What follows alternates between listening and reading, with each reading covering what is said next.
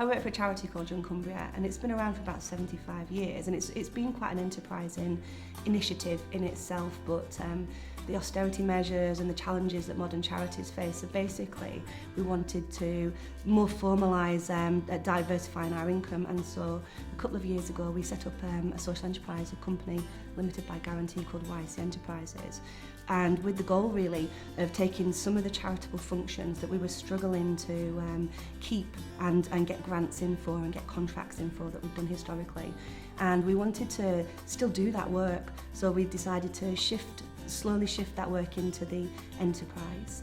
Well, the most people who benefit are the adults who work with children and young people, so if you will, the adults who work in the children's workforce, and that could be anyone ranging from early years professionals to teachers, youth workers, and even outdoor instructors or people who work in housing agencies. How we generate revenue? We substantiate some of my wage. I work for the charity, and the charity has a couple of we trade and we get commissioned work. So we substantiate some of my wages with a couple of decent pieces of work in the training and consultancy area. And then basically the risk is, and the profit is, the training courses that I can sell. So I'll target organisations such as schools, youth work organisations, art centres, outdoor centres, and I'll try and sell them products that I think are going to be really beneficial to their staff. The biggest challenge for us really has been that I work for a charity, and I'm only part-time for that charity, so I work 25 hours. Some of the work I do for the charity maybe kind of takes 10 to 15 hours of my time per week.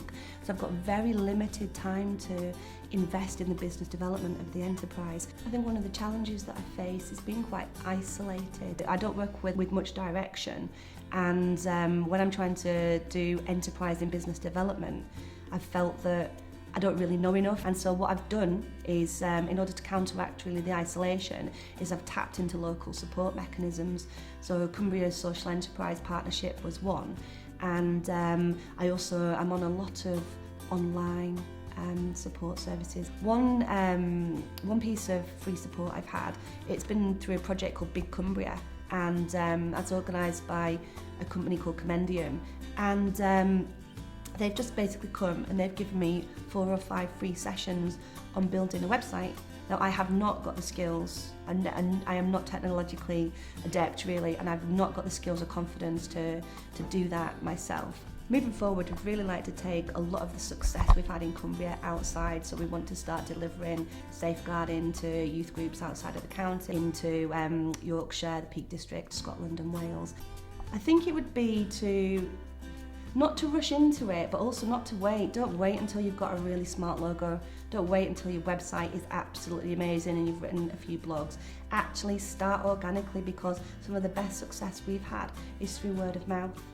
And I've not had to make posh flyers, and I've not had to invest in that yet. And I think they're starting to come to a time where I need to think about it and I need to kind of look and feel more professional. But actually, if we'd have waited until we'd have had all that, we never would have got off the ground. I think higher education institutions like University of Cumbria could fuse that kind of bond between vocational and academic qualifications, and maybe make some recognition or some accreditation for social enterprise leaders a little bit more accessible.